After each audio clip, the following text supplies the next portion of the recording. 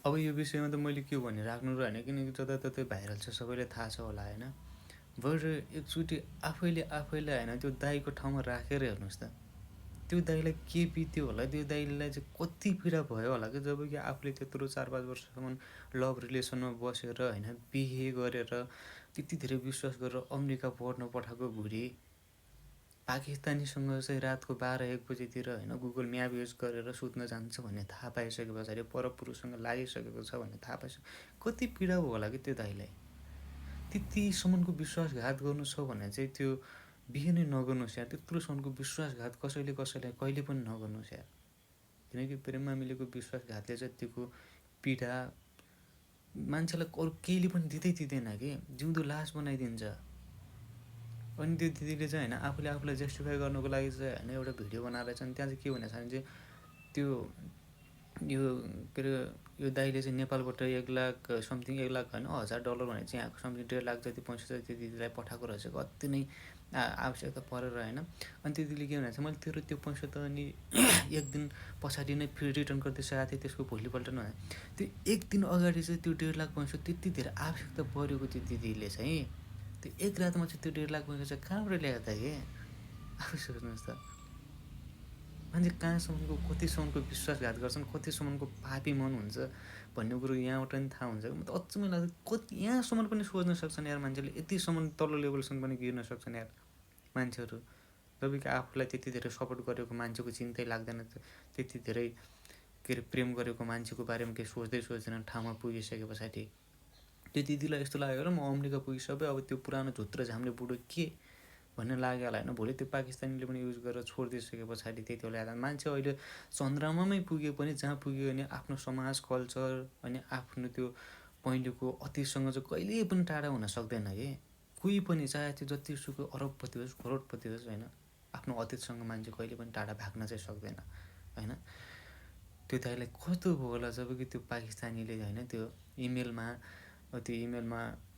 के अरे आफ्नो बुढीसँगको फोटो होइन, अर्कै त्यो पाकिस्तानीले इमेलको त्यो प्रोफाइल पिक्चर भन्छ नि, त्यो इमेलको पनि हुन्छ नि, त्यहाँ राखेको देख्दाखेरि त्यो दाइले कस्तो भयो होला कि।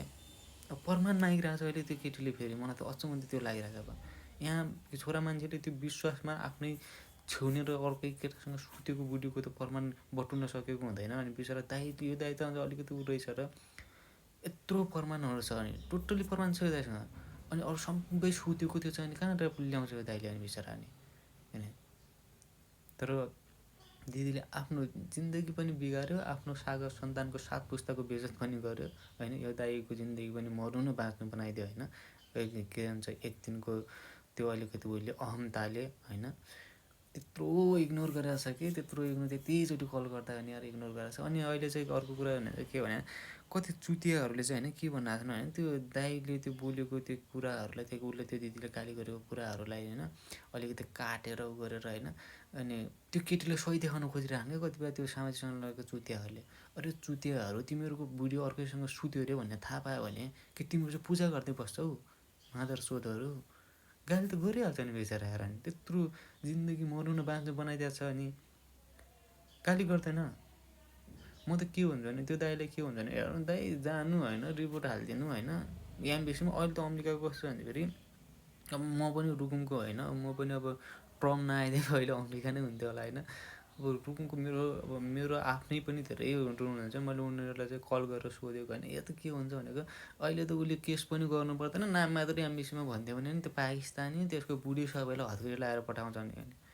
यहाँ कहाँबाट कति बेला गरेको कसले के गर्ला र अनि अमेरिका त खेदौँ भन्ने भइरहेछ। अनि त्यति बेला पनि त्यस्तो गरिदियो त अनि नाम मात्र पोल्यो भने पनि के अरे हतगरी लगाएर पठाइदिन्छ नि भनिरहेको छ कि दाइहरूले होइन। त्यही भएर म त के हुन्छ भने त्यो दाइलाई होइन त्यति विश्वासघात गर्ने मान्छेलाई चाहिँ कानुनी फड्काएर हुन्छ ल्याउनुहोस् दाइ भन्छु प्लिज। किनकि हजुरको त्यो भिडियो सुन्दाखेरि त कस्तो मनै कसमै 1-2-3 दिन भइसक्यो नि त यताउति भाइरल भएको, मनै कस्तो मेरै दिमाग हल्लाइदिइरहेको छ। किनकि त्यो पीडा अति नै सहनै नसकिने हुन्छ क्या।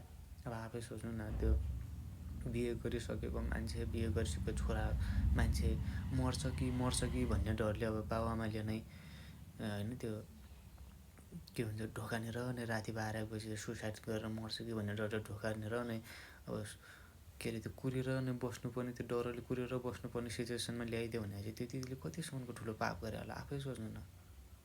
छोरी एउटा भनाइ छ नि, छोरी मान्छे अति सुन्दर हुन्छ, छोरी मान्छे भनेको अति नै प्रेम गर्ने चिज हो अरे होइन। छोरी मान्छेलाई अति नै प्रेम गर्नुपर्छ, जिन्दगीभर साथ दिनुपर्छ अरे, तर विश्वास भन्ने कुरो कहिले पनि गर्नु हुँदैन अरे भन्ने छ नि।